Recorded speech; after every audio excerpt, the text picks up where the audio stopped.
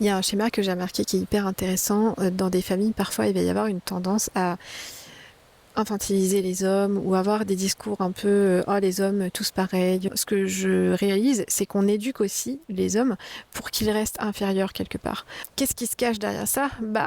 Je dirais que c'est une façon de tenir à distance la peur des hommes qu'il y a en fait. Et la peur des hommes est tellement grande qu'on va créer un système où ils sont infantilisés. On va faire en sorte que les garçons qu'on a n'aient pas une individualité, ne soient pas connectés à leur pouvoir créateur masculin, à leur masculin en eux, à leur force en fait qu'il y a à l'intérieur d'eux, à leur yang intérieur. S'ils sont pas connectés à ça, eux, ils sont connectés à l'impuissance. Et quand on est connecté à l'impuissance et qu'on entend des discours d'impuissance depuis la nuit des temps, c'est-à-dire les hommes sont bons à rien, dans ce cas-là, on a une image de soi assez déplorable et on développe une très grande violence à l'intérieur de soi. Et donc, sans le vouloir, on est en train de créer des hommes violents.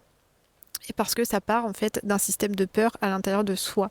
Et ce que j'ai envie d'interroger aujourd'hui, c'est pourquoi on continue de perdre les hommes en fait, de perdre, d'abandonner les garçons même, j'ai envie de dire, qui ont besoin d'avoir quelqu'un qui a confiance en eux, qui les guide, qui leur connecte à leur ancrage, au fait qu'ils ont leur place dans le monde, qu'ils ont quelque chose à faire dans ce monde-là, qu'ils ont le droit d'être vulnérables et qu'ils ont une grande force intérieure en fait. Et là, ça fait une différence entre le discours quand on entend ça, plutôt que le discours de toute façon t'es bon à rien, tu devrais aller à l'armée. Et je vous dis ça parce que ça m'est arrivé il y a pas longtemps de côtoyer un ado et en fait je pensais jamais avoir ce genre de pensée un jour, mais je me suis vraiment dit purée mais ça lui ferait du bien d'aller à l'armée. Vraiment le discours de gros boomer en fait. Et pourquoi j'ai pensé ça? Parce que si je remonte le fil, je viens d'un endroit où les hommes ont été complètement infantilisés. Et c'est très castrateur en fait de faire ça. Et donc pendant très longtemps, j'ai répété ce genre de discours-là et j'allais vers des hommes qui avaient la blessure de castration et qui étaient coupés d'eux-mêmes et qui étaient très connectés à une forme d'impuissance. Et pourquoi en fait je faisais ça? Parce que moi, ça me permettait de rester dans le contrôle, de rester dans ce genre de discours castrateur, écrasant, que les hommes sont bons à rien, que de toute façon les hommes c'est comme ça, blablabla, et de faire des sortes de généralités.